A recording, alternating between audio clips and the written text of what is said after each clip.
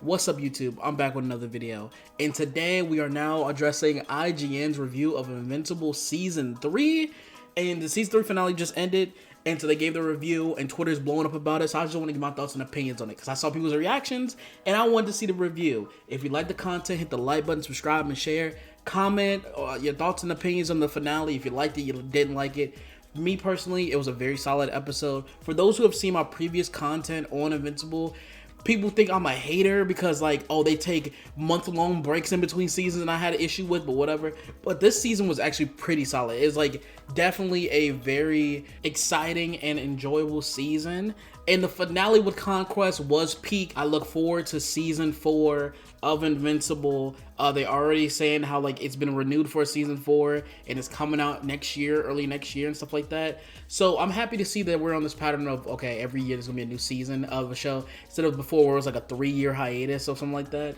So I'm excited to see where the story goes. I have read the comics to some degree, so I know a little bit after this point, but after the stuff further, I just haven't read because I kind of just caught up to like what the season did and then a little bit after to look ahead. So I'm interested to see where they go from this. And also the creator of Invincible is talking about how they're going to add different things, and different things were added, especially in this episode. And I pretty much enjoyed it.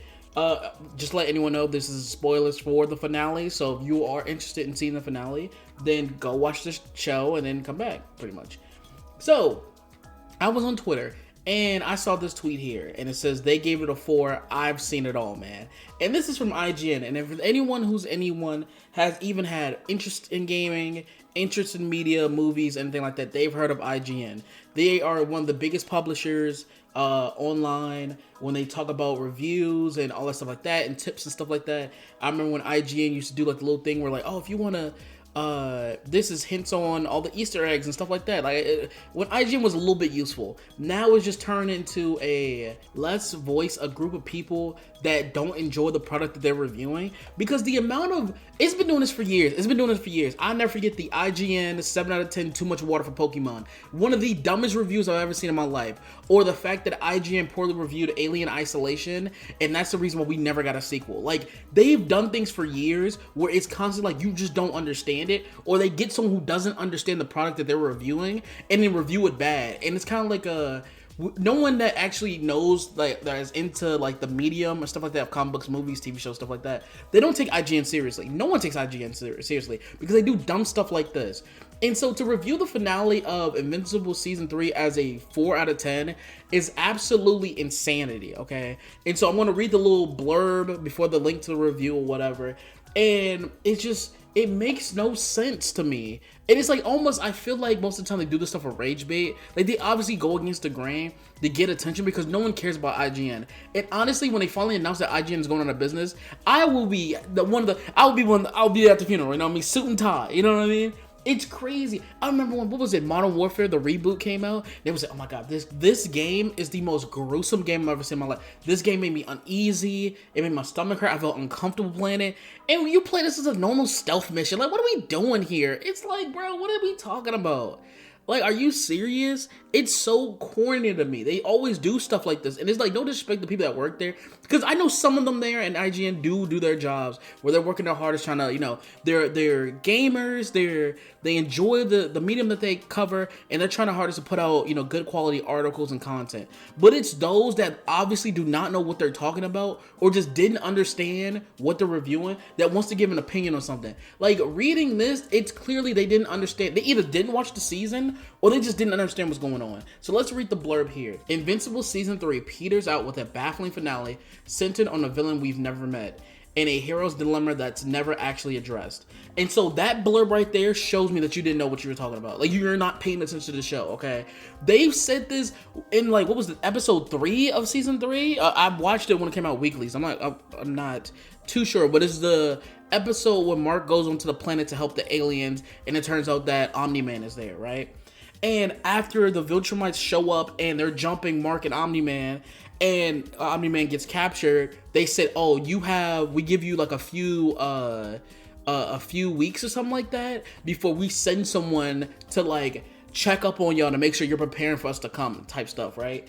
And so it was said that it was hinted at, it was foreshadowed, it was said to you verbatim, like, hey, in time, someone's coming up, and the whole thing of it shows up at this point is because the world is just reacting and coming from the Invincible War, and so everyone's already weak and wounded. Those who could put up a fight against Conquest are either out of commission or unavailable or recovering, and Mark is there, and they're trying to come down from this devastating thing that happened to them, and then Conquest showed up. It's like if, you know, after Omni-Man showed up, then the Invincible War happened. It was like, it's just back to back. It makes sense where it's like the worst case scenario possible, where you couldn't even prepare for it even if you tried. This is at the world's weakest point. That's what adds on to the severity of Conquest showing up at like the worst possible time, right? And it shows even in the fight where like Mark had to dig deep.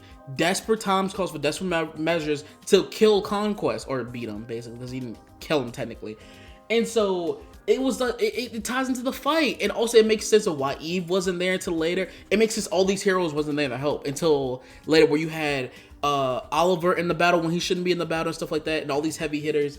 And it's just crazy to me that someone could sit there and watch this and be like, wow, I wish they would have addressed that this villain was coming. And it's like, they did. So it's like, what do you mean?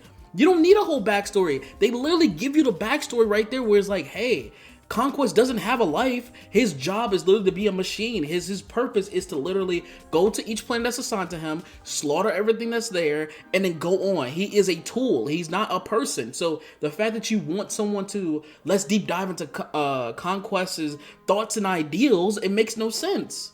I don't know what you're looking for at this point. And the whole hero's dilemma, I kind of understand what they get to that point. Well, it was addressed, obviously. The whole dilemma of like, should Mark kill things? Should Mark kill his villains? Should Mark stop these threats from getting bigger and snip them in the bud then and there? That was the whole dilemma across the entire season, where he's fighting the Viltrumites and he's trying to just to beat them instead of killing them. And Omni-Man's like, bro, they're here to kill you. So if you're not here to kill them, you might as well just lay down and die, type stuff, right? They didn't kill Angstrom and he got away fully, or tried to kill him and didn't kill him fully. And it's like, you see this thing and Oliver's like, bro, like, we need to, if they threatening us, we need to cut them out now, type stuff. It's like building up to this, where it finally gets to the breaking point, not the breaking point per se, where it's like, yo, he's seeing the damages and stuff that's caused by him holding back, him not trying to end these, and actually prepare to protect the planet from these monsters that are coming. Where it's like, okay, now he's going to, after the fight with Conquest, seeing the damage that he did, okay, we need to stop this now. Where it's like, okay, from now going forward, we need to start chopping these people down, if that makes sense. You know what I mean? Because, and it's like, the one thing they did say in the review, they mentioned how they try to copy the season 1 finale, and it didn't land as well. I think it landed better, because it's like, it's more showing Mark that, hey, you think you have this in control, you think you have this, you know, but you're still back at step 1. You're still kind of in the same shoes you were in season 1, where it's like, hey, if it wasn't Omni-Man, it's Conquest, where it's like, yo, you say you want to protect these people, but when you're trying, you're not really prepared for it. You need to take this seriously. Especially when the previous episode with him's like, I'm not leaving, I'm staying next to Eve. It's like, bro, people are literally dying left and right because you don't want to act. And so when it's time for you to act, you're ill prepared for it. So it's like, that's how I take it as. And it's like, if y'all have different opinions and different thoughts on the finale and what it means and stuff like that, let me know in the comments. We can discuss it there. But it's just weird to see IGN stand on this pedestal of like, yeah, it's just awful. It's just so confusing. I don't understand it. And I just think that's wrong. And it's weird how the end of the review, it was like only minor developments was made towards Mark, where he literally made the step of, hey, from now on, we're killing. Like, we're going to stop these threats from happening. And it's just like, it goes like full circle from the beginning, where he's like, I'm not killing these people. I'm not going to do that. It's wrong. We're going to beat them, and it's not in the third. And I don't understand how you watch that and be like, oh, it's a minor development. Also, they also complain about Eve and how, like, oh, like, it doesn't make sense how GDA has access to magical technology, and that Eve could just use magic and come back from the dead. It's like, bro, this is a superhero show. Like, what are you're suspending your disbelief on aliens that look just like us from another planet, light years away, showing up and destroying the planet. with their bare hands, but when it comes to a person that can reorganize atoms and molecules at will, they can't revive themselves. That's where you cut it off. It's like, bro, what do we? It's like at the end of the day, it sounds like they just doing a bunch of yapping. That's why I feel like this is rage bait. It has to be, because at what point do you sit there and be like watching this and just shake your head at the point of, wow, this doesn't make any sense for me. It's just not realistic. It's like, what? You got a Asian man turn into a dragon a few episodes ago, but this is where we cut it off. What, you coming back from the dead? Come on, this is just too much. This is too much. I don't understand it. It's like, all right, bro. But those are my thoughts. Let me know what y'all think. Is this review solid? Do y'all rate it a 4 out of 10, or do y'all think they tripping? Let me know y'all thoughts below, and I'm out. Peace.